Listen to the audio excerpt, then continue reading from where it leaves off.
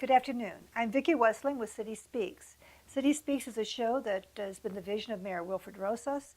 It is here for the residents, for the city of Dunkirk, to let you know what's going on in Mayor Rosas' administration with your city, with your county. And we would like to continue to be able to bring guests on that are pertinent and have valuable information for all of our residents.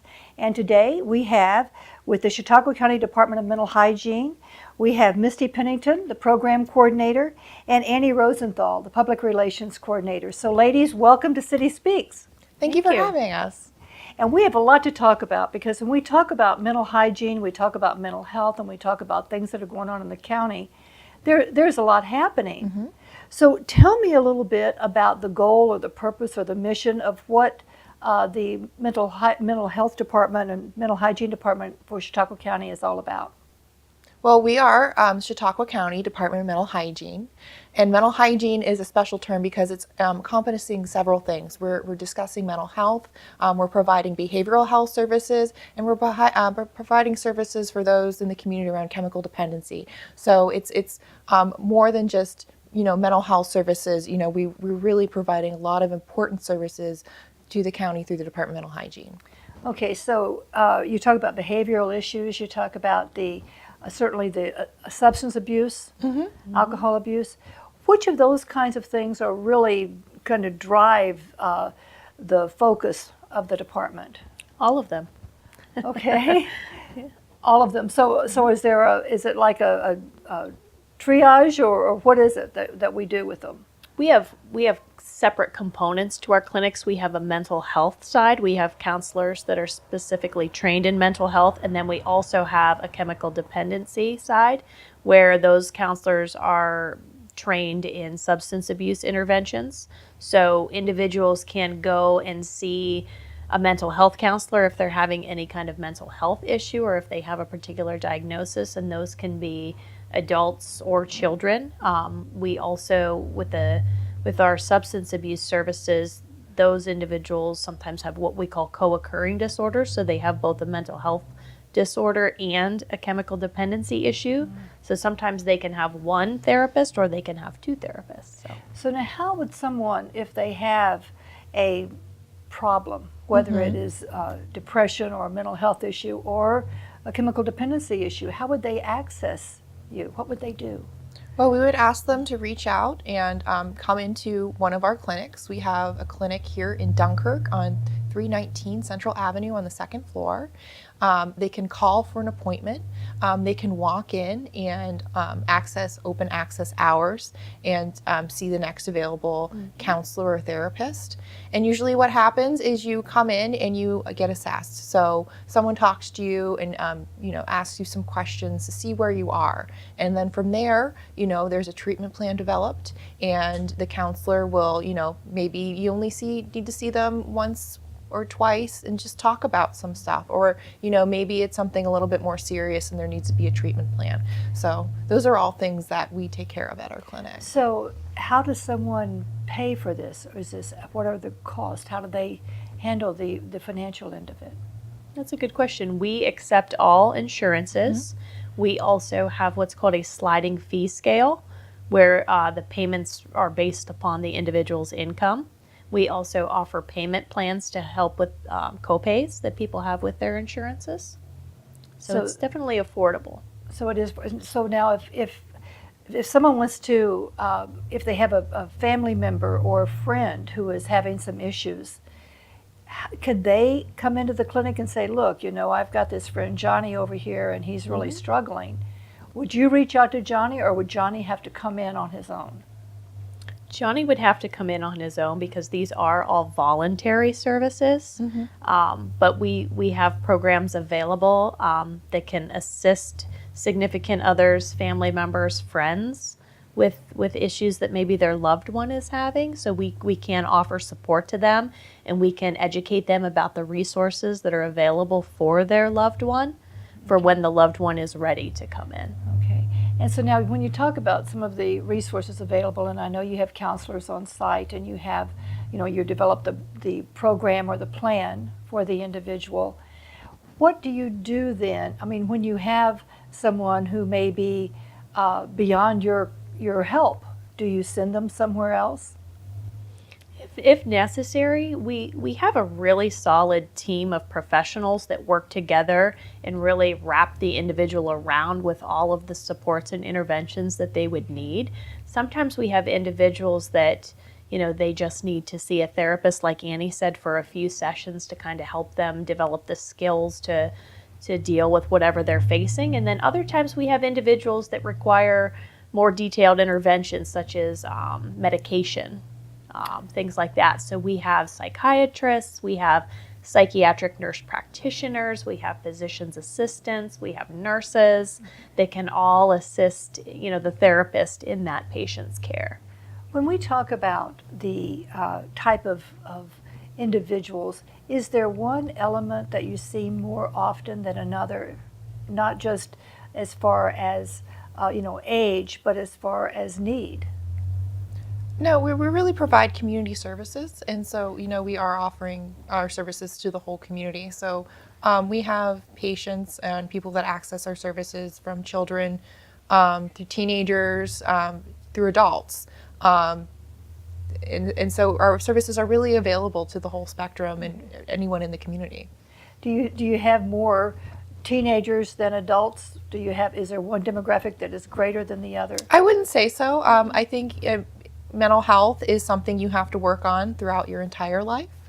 And, of course, assessing those needs, the sooner that you recognize them. And so that's probably maybe some of the younger people that maybe access our clinics. But, mental health is something you have to work on through your entire life. So we really do see the wide range of ages and demographics in our clinics. When we were speaking before, we were talking about suicide prevention, and that's something that has really been an element of concern, certainly here in Dunkirk and throughout the county. We see so much of this. What do you do along the lines of suicide prevention? Well, of course, counseling is always important, but we are also very lucky to have a group called the Community Alliance for Suicide Prevention, which is a local community coalition of professionals and community members who make it their goal to inform the community about suicide prevention and different efforts to raise money for trainings and other awareness and prevention initiatives.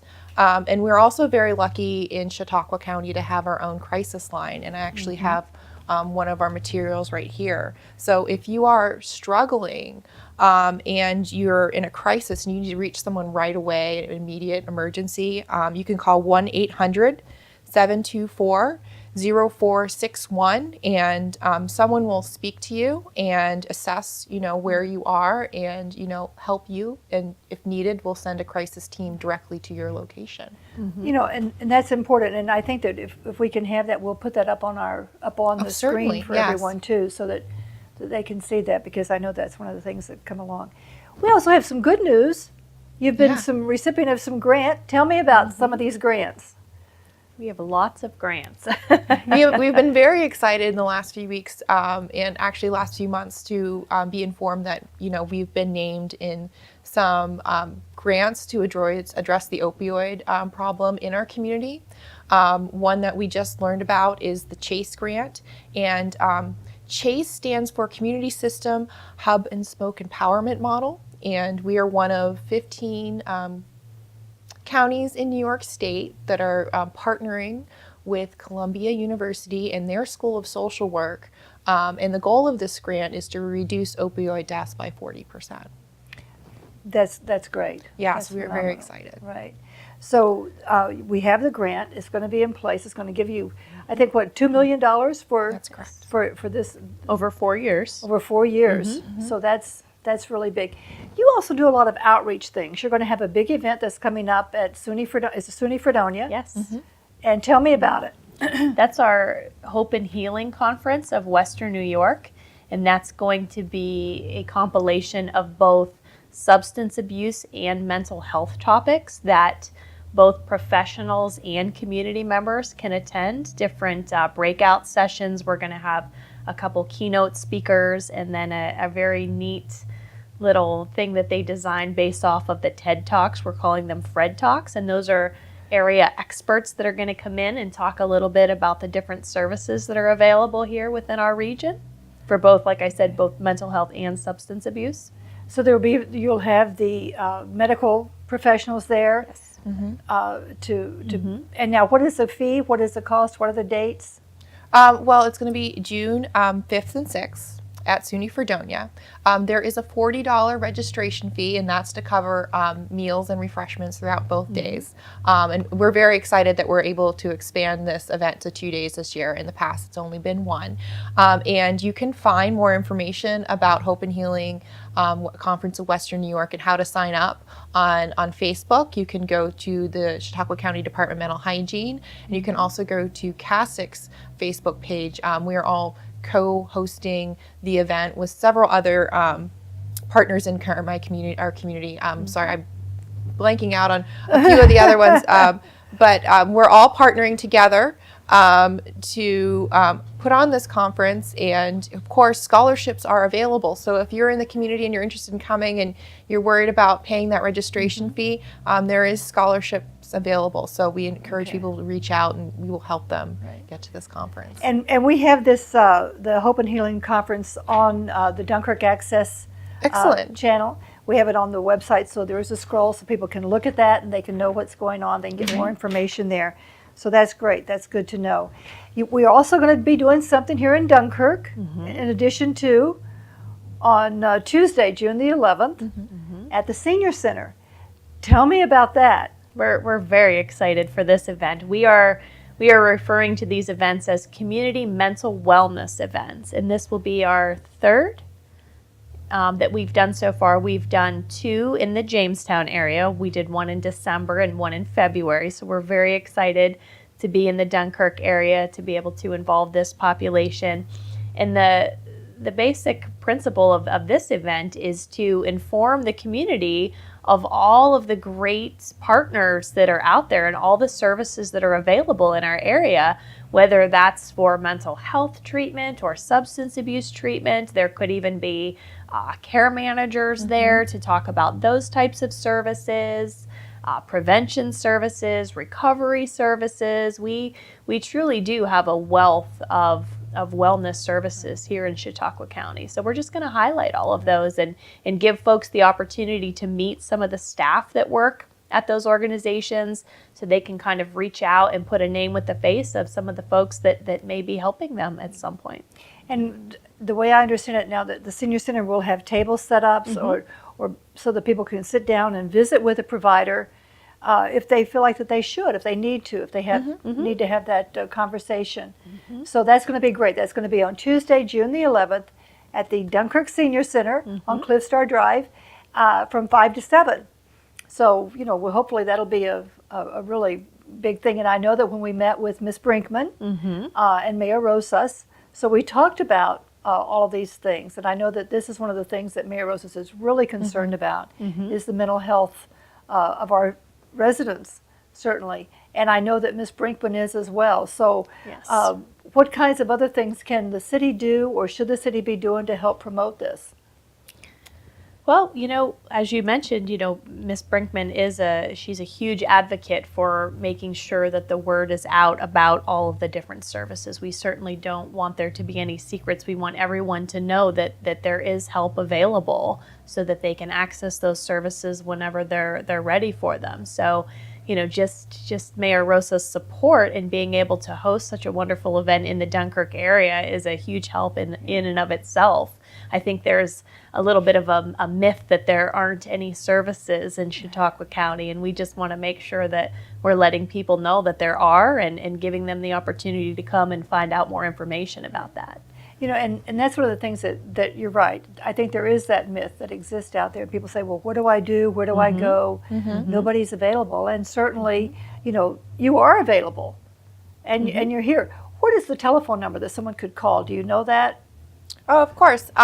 So let me tell you about our clinic in Dunkirk. Again, it's at 319 Central Avenue, and you can reach them at 363-3550, and you'll you make an appointment. We have front-end staff who's very knowledgeable, very caring, and you would call to make an appointment. Or if you know you're there and you need to see someone immediately, you can just stop right in. We do have open access hours, and that's at 319 Central Avenue. I want to make sure people know that they're welcome to stop in. And then we also have a clinic in Jamestown, and that's at 200 East 3rd Street at the 5th floor of City Hall, and they have open access as well. So if you're in Jamestown, you're in Dunkirk, please stop in at one of our clinics if you feel the need to speak to someone about mental health, about chemical dependency. We really encourage people to reach out and seek help if they need it. And they can call 363-3550. Correct. In Dunkirk. 363-3550. Or just walk in. Yes. Sometimes it's easier to call on the phone because then they really don't see you, you know. Right, yes. So, and now could a person from Dunkirk, if they wanted to have this service, but they really felt a little bit shy because everybody knows everybody, could they go to Jamestown for the service? I think, you know, whatever people feel most comfortable doing, you know, if you feel like calling to make an appointment, if you feel like going to the Jamestown clinic, the Dunkirk clinic, our staff at both locations are, you know, excellent, very knowledgeable, very caring, and they want to help the community. And, you know, we hope people stop in and see us if they need help. So there's, you know, there's no reason for anyone who is having a problem. You really have it available to you, so you can call, you can stop in, you can see what your needs are, and speak with somebody. So you can just walk in the door. And that's part of the message that we're really trying to spread is that, you know, going to see a therapist or a psychiatrist really shouldn't be any different than going to your family doctor for treatment of diabetes or high blood pressure. You know, this should just be regular kind of everyday stuff that no one should feel embarrassed or ashamed about. We also want to let people know that all of our services are completely confidential. There are HIPAA laws that all of our staff follow. So just because you go to the Dunkirk clinic or the Jamestown clinic doesn't, you know, necessarily mean people are going to know about that. I mean, we can't help, you know, people from seeing you in the waiting room, but, you know, our staff are certainly bound to those confidentiality standards. So, you know, just overall, though, we just really want people to feel comfortable with coming in and knowing that their information is private. Well, and you know, you mentioned the stigma that's attached to mental health, and we, you know, those who suffer from mental health, you know, they deal with this on a regular basis, and we hear it all the time. You know, mental illness is just like anything else, diabetes, cancer, tuberculosis, whatever it might be. Right. So, you know, we really do need to find a way to reduce that stigma. And the same thing with substance abuse or addiction. Yes. You know, those things happen, and so I think that it's great that we bring that up and that people can hopefully begin to overcome that. You know, whether, you know, I have a friend who suffers from anxiety attacks, and in the beginning was very ashamed of this, you know, and eventually learned that, you know, this is a real problem. It's something that you can control by yourself. So that's great. So that's good to know. What other kinds of things are you doing in the area of your mental hygiene or mental health department? What else is going on that the residents and the people might want to know? Well, we do have the events coming up. We have the conference in June, as well as the community event here in Dunkirk at the Senior Center in June. But we do all sorts of things throughout the year. We do a 5K in Jamestown called the Glow Your Mind 5K. And again, that supports the Community Alliance for Suicide Prevention. So look out for that because the date's coming up in August. You know, tomorrow, May 1st, is also a very important day for us. It's the beginning of May, and May is Children's Mental Health Awareness Month. And so that's something we celebrate through a newspaper campaign in the Jamestown Post-Journal, as well as the Dunkirk Observer. We'll be doing a month-long newspaper campaign celebrating children's mental health awareness. Now, what does that campaign consist of? Well, it's a group of all of our partners come together, and we have a full page ad that runs the entire month. And so each partner gets to buy one of those days as a full page ad, and their logo is featured around the border of that ad. So we highlight certain days throughout the month. May 9th is National Children's Mental Health Awareness Day, and so we have a big ad that celebrates that. one of the, I think tomorrow's ad is going to be about the Green Ribbon Gala, which is an event run by the Family Peer Support Services of Chautauqua, as well as Compeer. That's an event held at the Gary Rodeo. So look for that ad and you can learn more about it. I believe the event's going to be on May 5th. It's a fun day of games and prizes and food and celebration, and children and families are from the whole community are invited. Do you see a lot of children suffering with mental health issues?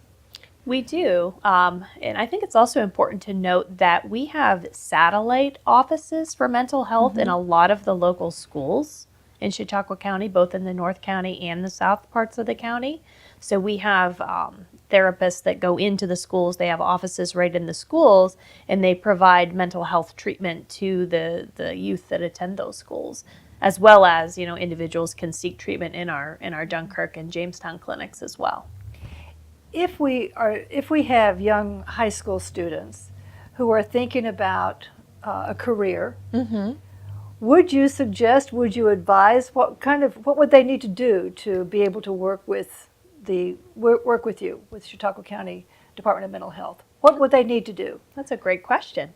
There are so many opportunities at Chautauqua County Department of Mental Hygiene. We have positions open for individuals that decide to get a bachelor's degree in some type of human services field. Those individuals could work in our care management clinics for our health homes, both on the adult or the children's side. Or they could go on to get their master's degree in any of the, social work, anything like that.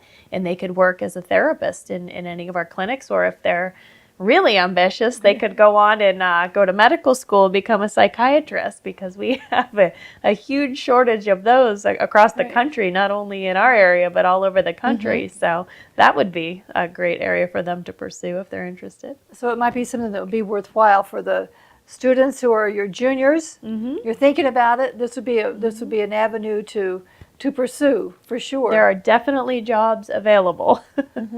And do you find it to be do you go home at night and think, wow, what a great day, or this was really tough?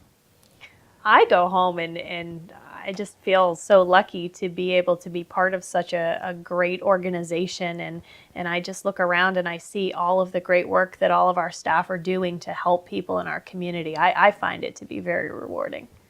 So you really have to have that social bent to make sure that you're doing what you need to do. I really appreciate having you come in. I think this is an important subject, an important topic for our residents, for our people to understand that there are services available. People do not need to struggle alone. Families do not need to struggle alone. Yes. Parents can call, they can ask for help, and even if maybe the child or the spouse or whomever is not willing to participate, that a significant other can at least get some help and some counseling. Sure. So that really is something that's very good to know. So don't suffer alone. If you have a problem, if you have a crisis, if you have a situation, call Dunkirk 363-3550. And Vicki, one other thing that I want to make sure that we touch on today is our MAT program, which stands for our Medication Assisted Treatment Program.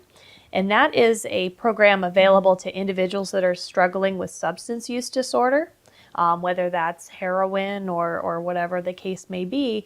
We want to let people know that there is definitely help available for that. And those individuals can make an appointment at our clinic, or same thing as Annie mentioned earlier, they can take advantage of our open access and come in for an appointment. And what that treatment consists of is meeting with a doctor or other health provider that can prescribe medication to help them manage the cravings and withdrawal symptoms that individuals go through when they're trying to get off of whatever substances they're on. So someone who may have an addiction to heroin or whatever can come in and receive treatment and receive the medication.